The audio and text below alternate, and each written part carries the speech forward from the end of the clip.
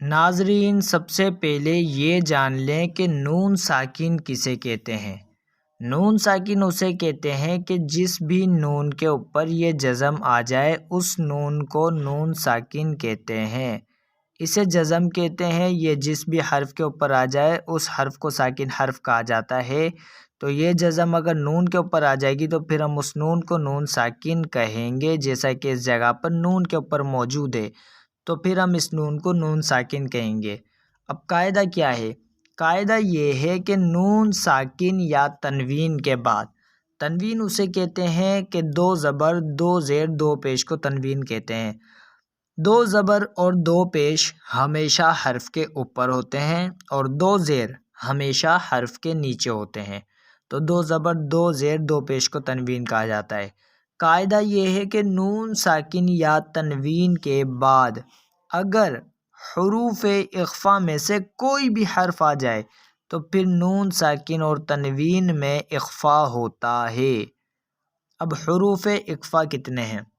حروف اخفا 15 ہیں اور وہ یہ ہیں: تا، ثا، جیم، دال، ذال، زا، سین، شین، صاد، ضاد، طا، ظا، فا، قاف، کاف۔ یہ 15 حروف اخفا ہیں۔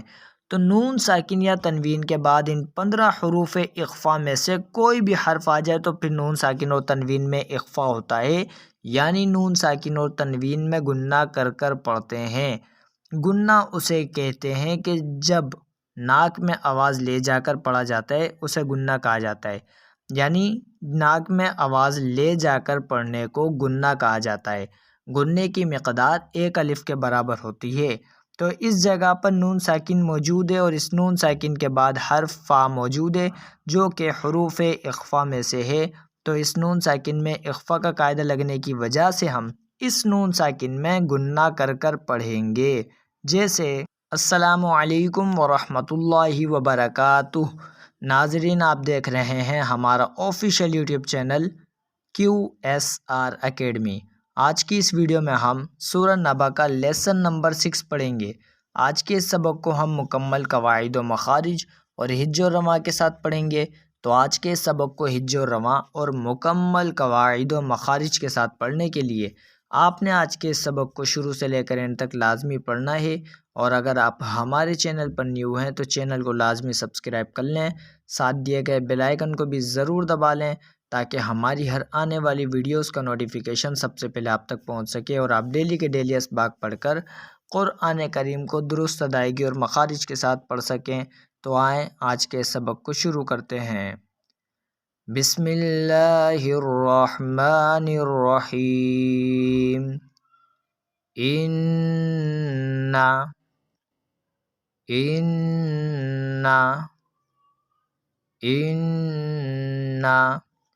اس 3 دندان والی شکل کو تشدید کہتے ہیں۔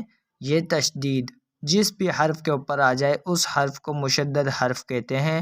مشدد حرف کو 2 مرتبہ پڑھا جاتا ہے، ایک مرتبہ اپنے سے پہلے والے متحرک حرف سے ملا کر، دوسری مرتبہ خود اپنی حرکت کے مطابق ذرا رک کر پڑھتے ہیں۔ قاعدہ یہ ہے کہ نون مشدد اور میم مشدد میں ہمیشہ گنہ کر کر پڑھتے ہیں۔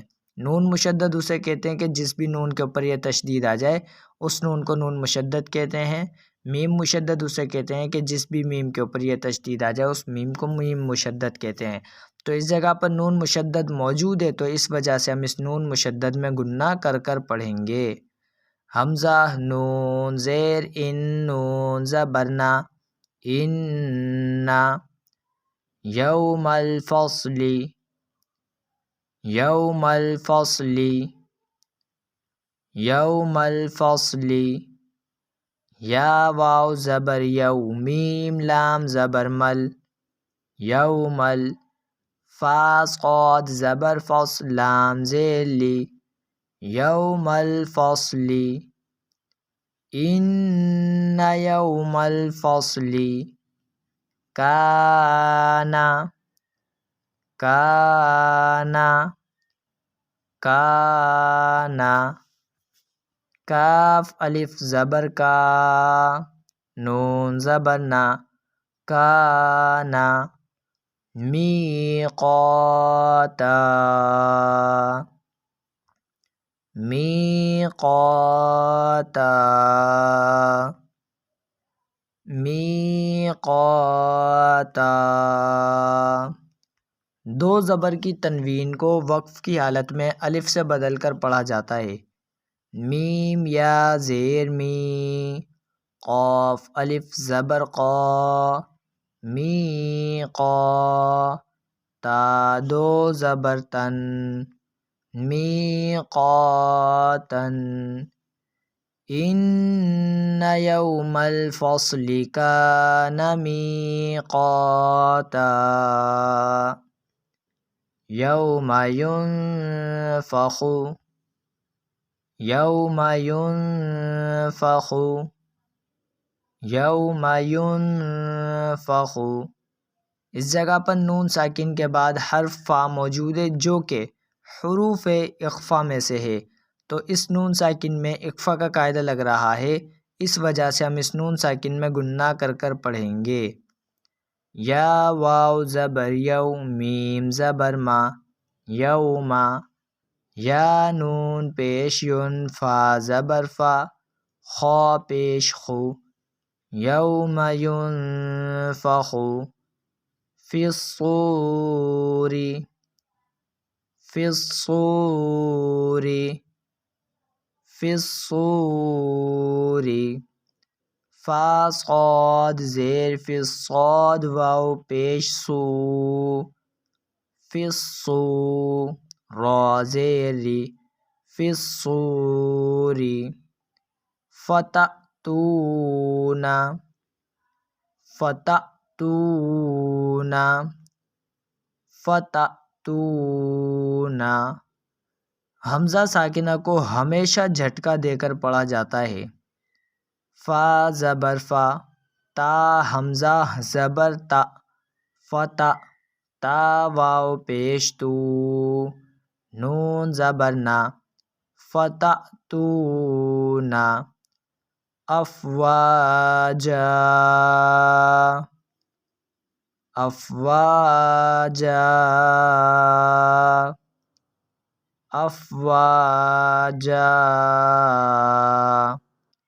دو زبر کی تنوین کو وقف کی حالت میں الف سے بدل کر پڑھتے ہیں حمزہ فا زبر اف واو الف زبر وا افوا جیم دو زبر جن افواجن یوم ینفخ فی الصور فتأتون افواجا۔